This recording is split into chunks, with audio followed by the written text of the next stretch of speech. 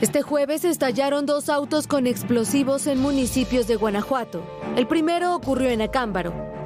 Explotó alrededor de las 6 de la mañana frente a las instalaciones de la Secretaría de Seguridad Pública y Tránsito Municipal, en la calle Los Pinos de la colonia San Isidro. La Secretaría de Seguridad informó que hay 3 agentes heridos, entre ellos una oficial que está grave en el hospital. Así desperté el día de hoy en mi casa. Buenos días. Ya necesitamos que decirle qué está pasando por el... Pues de todos estaba dormida cuando me agarraron, compañero. Sí.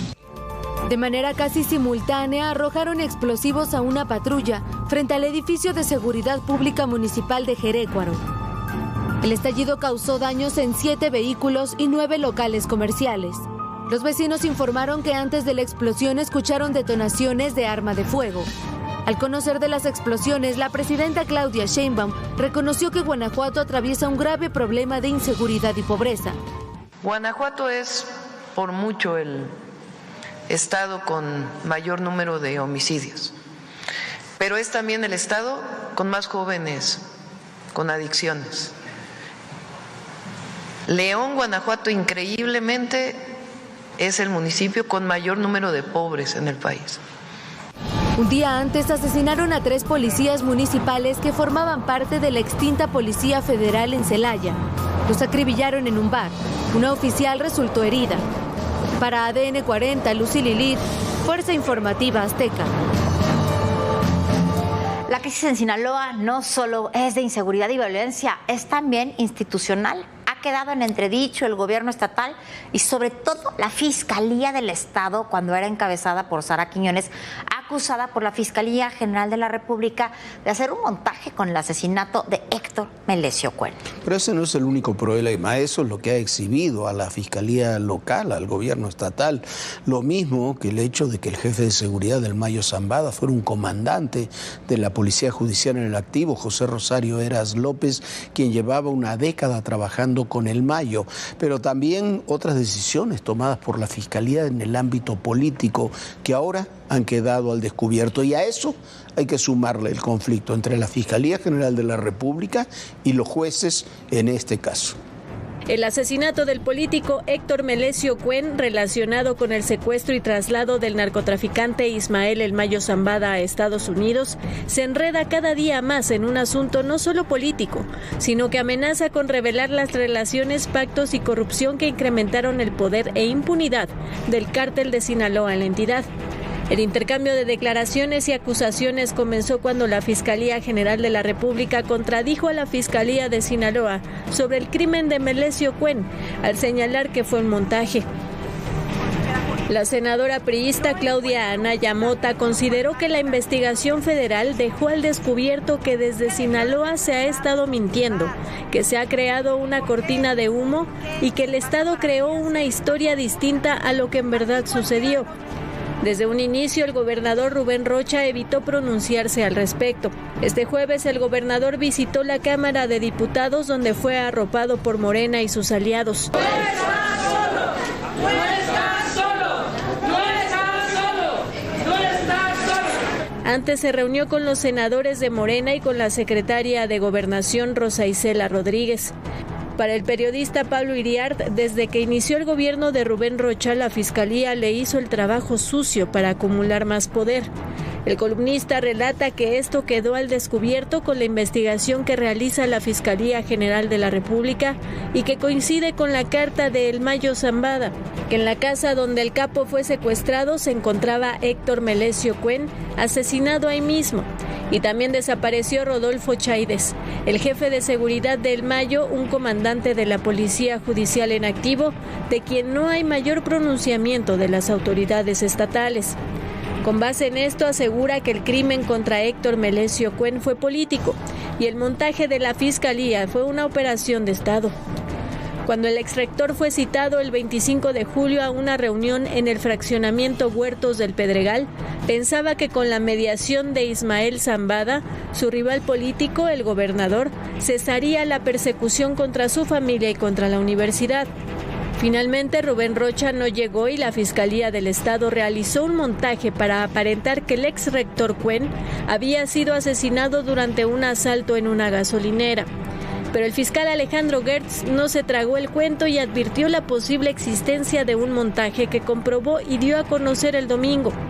Desde que el gobernador Rocha llegó al poder con la protección del cártel de Sinaloa, movió las piezas a su antojo y emprendió una serie de cambios a través de denuncias, desafueros y acciones ilegales contra empresas. Cambió a la fiscal, al alcalde de Culiacán, de Mazatlán y al candidato a la alcaldía de Mocorito. El gobernador aprovechó que tenía un protector todopoderoso. Sin embargo, si así lo deciden, la investigación de la Fiscalía podría revelar mucho más allá del asesinato de Cuen y el secuestro del Mayo Zambada. Bueno, en toda esta historia de complicidades, de corrupciones y demás, no solamente queda exhibida la ex fiscal Sara Quiñones, hay otros casos. Le vamos a señalar 3 eslabones de los que se puede jalar de esa cadena para tratar de ver todo lo que está ocurriendo, que va mucho más allá de lo que conocemos y de lo que sabemos. Uno es Enrique Insunza, que fue secretario de gobierno del Estado, ahora es senador. Enrique Insunza Cáceres tiene relaciones familiares con uno de los grupos del cártel de los Chapitos, llamado Fuerzas Especiales Avendaño, encabezada por Martín Gaudencio Avendaño Ojeda. La esposa del ex secretario de gobierno y ahora senador por Sinaloa, se llama Claudia Yuridia Mesa Avendaño. Es la esposa, decíamos, de Insunza Cáceres, es magistrada también del Supremo Tribunal de Justicia del Estado y es familiar en primer grado de Avendaño Ojeda. Ese grupo criminal de los Chapitos tuvo una participación central en el Culiacanazo para evitar que Ovidio Guzmán fuera detenido en octubre del 2019 y, por supuesto, es uno de los grupos que está operando ahora ahí en Culiacán. Insunza, el propio Insunza, fue quien colocó a Sara Quiñones y fue el principal operador de las elecciones del 2021. No es el único, hay otros casos más que hay que analizar. Uno es el alcalde de Badiraguato, que ya está también bajo observación, algo más que observación, de las autoridades estadounidenses. Y la otra es Griselda López, que tiene, además de Griselda López es la madre de Joaquín y la madre de Ovidio Guzmán, es la segunda esposa del Chapo Guzmán, y además de sus relaciones políticas, ayer le platicábamos de ellas y demás, tiene una empresa de construcción, una empresa cementera de venta de materiales de construcción, que es una de las principales proveedoras del gobierno del Estado. Así están las cosas. En Sinaloa apenas estamos comenzando a ver lo que hay en ese estado y que se ha construido en relaciones y complicidades con el crimen organizado a lo largo de muchos años. Del que somos el primer país exportador. ¿Renunció por qué? Porque no estaba de acuerdo. La magnitud que ha tenido el narcotráfico mexicano. Las confrontaciones, las reacciones.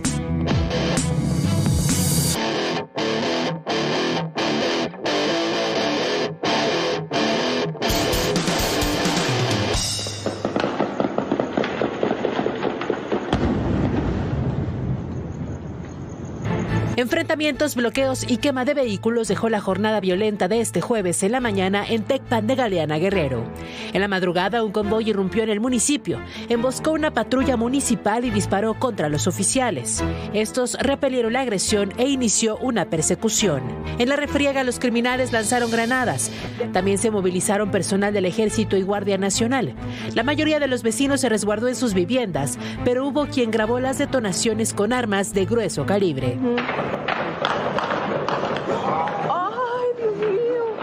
Al 911 llegaron reportes sobre hombres armados a bordo de camionetas blindadas con las siglas GNG, alusivas al grupo criminal guerrero Nueva Generación. Y en redes sociales circuló un video de esa organización criminal, donde advierte a la población no salir de sus casas. La Secretaría de la Defensa indicó que una base de operaciones del Ejército también fue blanco de los ataques. 14 agresores fueron abatidos y 3 militares resultaron lesionados. Los trasladaron en helicóptero a Acapulco. Además, aseguraron a 11 presuntos delincuentes, 16 vehículos, 3 con blindaje artesanal, armas, un fusil, una ametralladora y cartuchos de diferentes calibres. Sobre la carretera Acapulco-Zihuatanejo, a la altura del puente de Coyuca de Benítez, incendiaron un tráiler y lo atravesaron para bloquear la vialidad. También colocaron piedras y troncos en las salidas de Tecpan y en el municipio de Benito Juárez. Para ADN 40, Fuerza Informativa Azteca. Y se dio a conocer la cifra oficial de asesinados en el sexenio pasado. Fueron 199.952, a lo que habría que sumar por lo menos a 51,000 desaparecidos. La cifra es un 66% superior a la de Felipe Calderón y un 28% superior a la de Peña Nieto. Esto es la demostración del fracaso en la seguridad la administración pasada.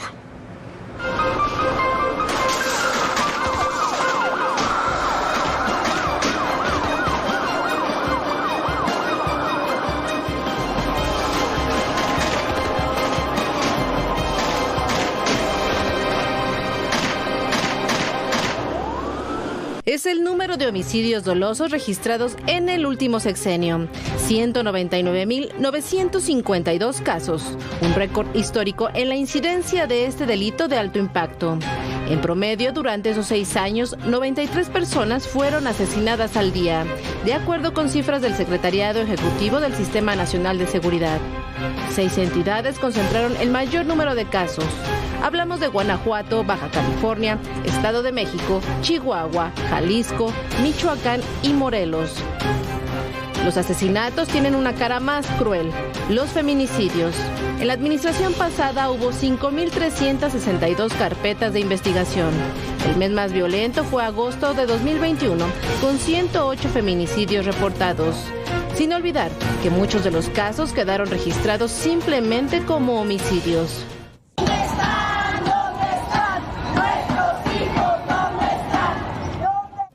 Las personas desaparecidas o no localizadas también tuvieron un incremento. Los estados con más reportes fueron Tamaulipas, Estado de México y Jalisco. En promedio, desapareció una persona cada hora. A ello se suma la crisis forense debido a que la administración pasada sumó 31,000 cuerpos sin identificar. En total, desde 2006, hay 71,000 cadáveres, de los cuales la mayoría son hombres. En las fosas comunes de los panteones permanecen 48,108 cuerpos sin identidad. Se pueden medir de muchas formas diferentes las cosas, pero cuando hablamos de seguridad, el número de asesinatos y el porcentaje de asesinatos, el aumento explosivo de la extorsión de cientos de veces respecto a lo que ocurría hace 6 años, y el número de feminicidios, simplemente eso, y de desaparecidos, un cuarto elemento, solamente eso alcanza y sobra para demostrar el fracaso de una estrategia, de la estrategia de los abrazos y no balazos. Bueno, y en otro tema, se está cumpliendo un año de la llegada del huracán Otis, que devastó prácticamente Acapulco y parte de Guerrero. Esta es la crónica del desastre contada por alguien que la vivió de primera mano y estuvo ahí en el huracán, nuestro compañero Oscar Hernández. ¿Me preguntas por ellos? Respondería que los vi luchar por sus vidas, asirse a un patrimonio que el huracán les arrebató. Los vi velar a los suyos y al cabo de un tiempo levantarse de entre los escombros. Hace exactamente un año, Otis devastó al puerto de Acapulco. Lo que dice nuestro presidente no es justo lo que está haciendo. Minimiza las cosas. Aquí no hay ni un vaso de agua, no hay ningún alimento. Todas las tiendas, todas las que se puedan imaginar, fueron saqueadas. A cada paso, a donde apuntaba nuestra mirada, encontramos desolación. En menos de 12 horas, el meteoro pasó de categoría 1 a 5 y sus rachas de viento de hasta 270 kilómetros por hora provocaron la muerte de al menos 50 personas y más de 20 que no volvimos a ver. ¿Lograste recuperar algo? No, nada. Cuéntame. Todo se llevó. Y láminas, muebles, todo. No nos dejó nada. Han sido horas muy complicadas. ¿Cómo le has hecho? Pues buscando. Para sobrevivir. ¿Has podido comer algo? Van 4 días que no me como la tortilla. Y tengo mi bebé chiquita. La atención inmediata se centró en la costera Miguel Alemán. Pero el problema no solo estaba ahí. De hecho, el mayor desastre ocurrió en las colonias populares. Recorrimos zonas que la autoridad abandonó. Hubo más de 274,000 viviendas afectadas en Acapulco. Las que este equipo visitó quedaron semienterradas. Al menos durante las primeras 2 semanas, las autoridades municipales y estatales no aparecieron. Con el caos llegaron los saqueos en tiendas y centros comerciales. Algunos robos obedecieron a la necesidad, pero dejaron en la indefensión a decenas de damnificados. Estamos recorriendo el interior de una farmacia aquí en el fraccionamiento Magallanes del puerto de Acapulco. No queda absolutamente nada. Son las imágenes de Luis Ángel Pantera y pues absolutamente todos los medicamentos fueron robados, todo lo que quedaba de agua. Todo ya lo están saqueando, no hay comida, no hay agua. Muchas familias perdieron todo. Todos estamos desesperados y lo que necesitamos es ayuda. Muchos acapulqueños tuvieron que abandonar su hogar. Acompañamos a varios en la búsqueda de un lugar donde pasar los días y sus tristes noches. Algunos encontraron un sitio en el piso de escuelas primarias. No hay ni colchonetas en este momento. Han colocado pues algunas sábanas, algunas colchas en el piso y aquí es donde se tiene previsto que pasen por lo menos esta noche. Y ahora están todos juntos en esta escuela llamada Emiliano Zapata, en donde se han reunido adultos mayores, niños, niñas, mujeres, adolescentes, en fin, todas las personas que están tratando de hacerse de algún tipo de recurso para pasar la noche, así como lo han hecho en las últimas horas y días. ¿Cuál es su nombre? Valente Martínez. Don Valente, situación complicada, perdió su casa. Todo. Y la verdad, lo más triste es que pues aquí estamos refugiados. No tenemos alimento, colchoneta, ni tampoco. Desde 2006 nos ha tocado cubrir distintos desastres naturales. En todos, la sociedad civil fue solidaria. En días de crisis, todo suma. Nos están apoyando toda la gente en lo que se puede. Este es un distribuidor de agua particular, pero nos va a regalar el agüita que le quedó, porque pues cómo la va a distribuir sin electricidad. Hay que seguir trabajando, no queda otra, no hay que estar esperanzados a nadie, hay que echarle ganas, porque nosotros solo somos los que tenemos que salir adelante. Narrar un hecho sin involucrarse. Este equipo se olvidó de aquella premisa periodística. Era necesario sentir el dolor y la necesidad de los damnificados para dimensionar el nivel de la tragedia y que llegara la ayuda que al principio la autoridad negó.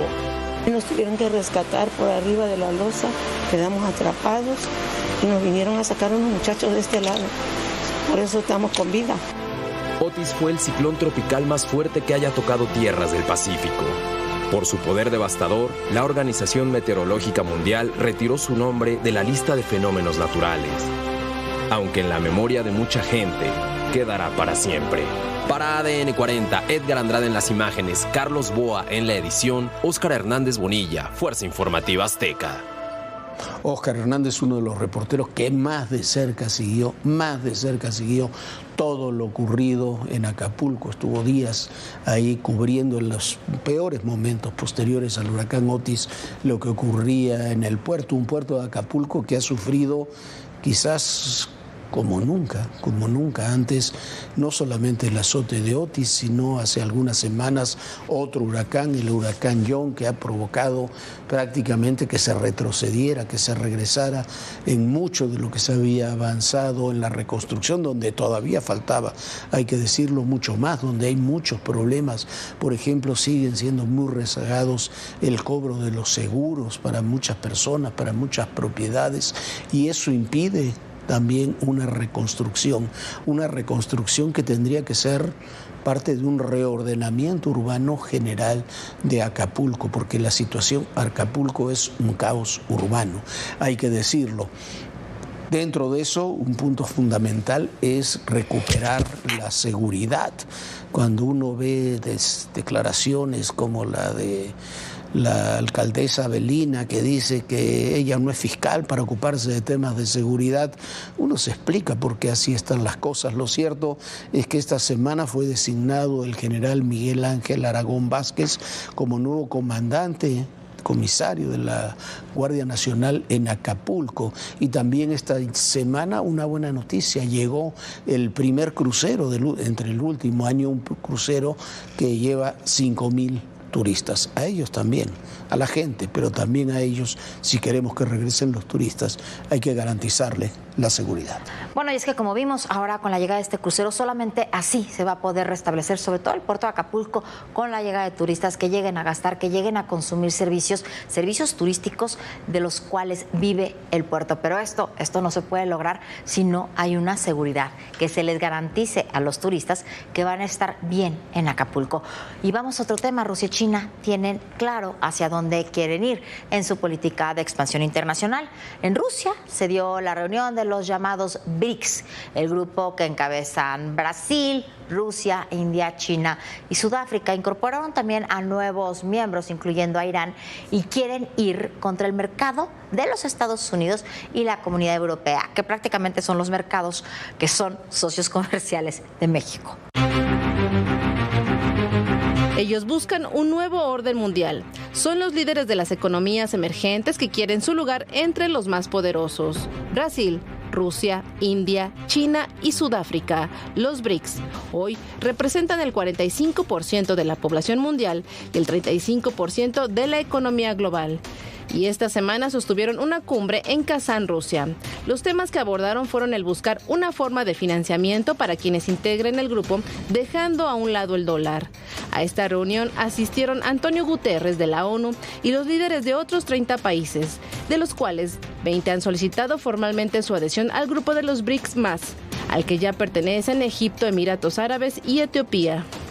Quienes buscan entrar son Irán, Turquía y en Latinoamérica, Colombia, Cuba, Bolivia y Venezuela. Este último incluso Nicolás Maduro viajó a la cumbre. Fue recibido por Vladimir Putin. Y aunque Rusia y China respaldan la incorporación de Venezuela a los BRICS, existe un pero. Es Brasil. Luis Ignacio Lula da Silva lleva meses forcejeando con Maduro debido a las sospechas de fraude electoral en las pasadas elecciones presidenciales en Venezuela. Aunque Lula no asistió a la cumbre por una caída y golpe en la cabeza, instruyó a su ministro a que se opusiera a la votación para poner en la lista final a Venezuela, argumentando que se debe ir despacio en la adhesión de más países a los BRICS, para no terminar siendo un G77 en alusión al G7. Bueno, esto intenta ser como una versión 2.0, ¿se acuerda usted de lo que era aquel movimiento de los no alineados y demás? Pero ahora mucho más abierto. Rusia y China son los que llevan la voz cantante. India es un país con una capacidad económica cada vez mayor. Ahí está. Brasil es un gigante en América Latina. Brasil, con todos sus problemas y todas sus cosas, recibe el triple de inversiones extranjeras que recibimos en México. Pero nosotros tenemos que recordar, porque hay tentaciones en México para ir al BRIC o coquetear ahí con los BRICS. Nosotros somos América del Norte. Estamos en el principal grupo comercial del mundo.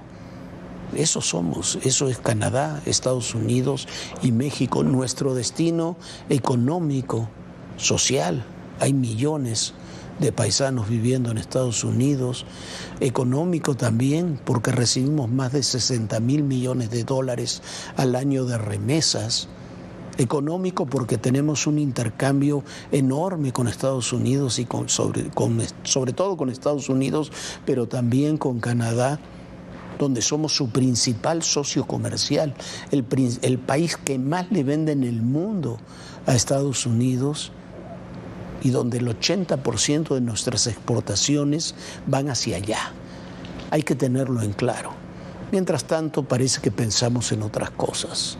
Se sigue hablando, ayer mismo en la mañanera, del apoyo a Cuba, de pobre Cuba. Cuba es un desastre y es una dictadura con más de 65 años.